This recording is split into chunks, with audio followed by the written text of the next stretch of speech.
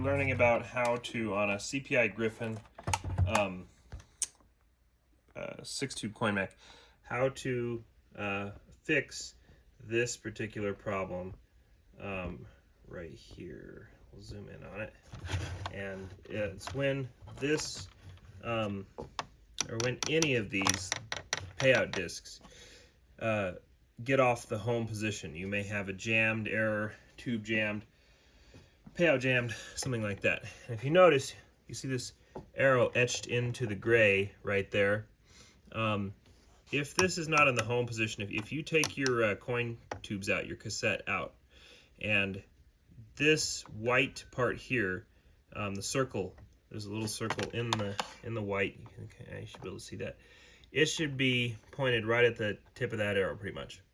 If it's not, and you hit, whatever, this is like the C and the D payout, the middle one here. If you hit the C and the D and this spins around a couple of times and it won't home, then this is the process that you're going to go through to fix it. And as you can see, let's see, like on this one here, see how the arrow is lined up with the white. That's a properly homed disc. Same with the one back here, the arrow's back there in that corner, and the white part of the disc and the hole in the white part of the disc is pointed directly at it. So to remove one of these discs, and I'm just going to use the center one, this particular one that came in under warranty, has the center one that's off. It's easiest to show on the center one. It's hard for my hands to be seen on the side ones, but this process is going to be the same no matter what. You can see in the middle of the disc there is this little another disc basically, and there's a ring around it. It'll pop out of there. You're going to need a flat pick of some kind, not a screwdriver. It's not going to get under there. You need something with, unless it's a really fine flathead, but this has almost a sharp point on it. You're going to need a pick to really be able to do this effectively. And you're going to kind of take the disc. I push down on the outer two edges of this of the larger disc a little bit, and then go in very carefully, because you don't want to damage the plastic or gouge the plastic, but you're going to want to go in. I'm going to use the flat side of this and push down. Oops. So push down, get under it, and then pry it up. And it'll sometimes come flying out and away. There it is. All right, now once that's out of there, this whole disc just lifts right off. And if you look, there's like a little reflective window right there. And that's how the coin mech homes this thing. All right, there are two little sensors there that look at that. They're looking for that reflective lens to know where the disc is at. And then here's your gear that turns it.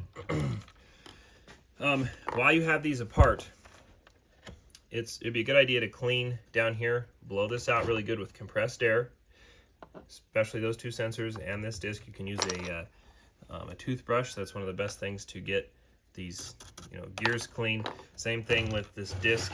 You can blow this disc off. You want to make sure all these teeth here are clean, so use your pick if you need to get any chunks out of them. Use your toothbrush, air compressor, and get it all clean again. And then once it's clean and you're ready to put this back together, you have a ton of positions. You have all these little teeth and all these little teeth. So you can set this on here, and you can get it lined up pretty straight. See if I can get the light to show you. Oh, come on, light. I'm going to adjust my lighting here. And there we go. So see how that arrow is pointed right at that? I don't think if it seems like it's a tiny bit off to one side, you should be able to get it straight on. But I think it will home itself even if it's a tiny bit off to one side or the other. I don't know what the variance is there yet. I haven't talked to an engineer or read documentation. These are relatively new coin mechs. Just try and get it perfectly straight, and then obviously when you test it, we're going to want to make sure that it's homing itself each time. When it goes each direction, when it comes back, it should be pretty straight.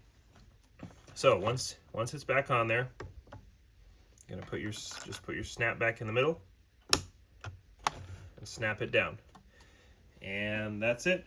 We'll go over and test it now and see what it looks like. All right, we have it hooked up to our tester now. Try to make sure the lighting's good here. So I'm gonna hit the buttons.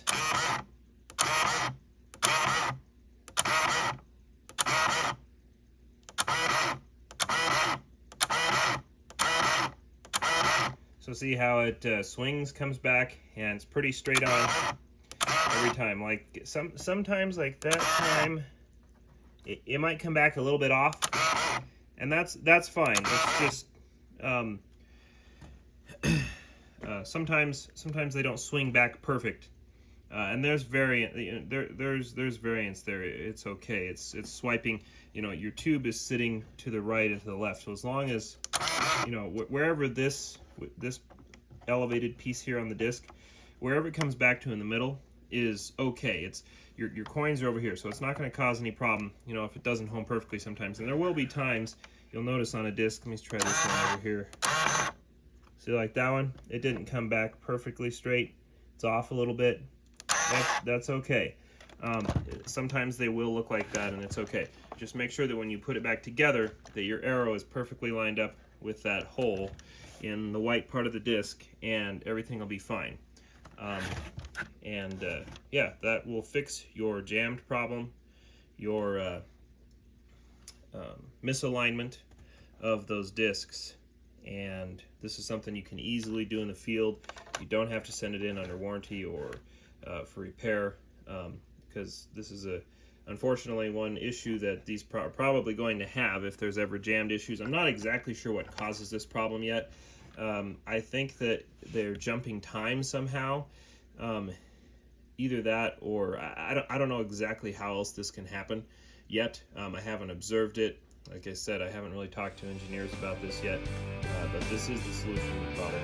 So anyway, like the video, post comments if you have questions, and hopefully this will save you a lot of effort and time sending coin mechs in for repair.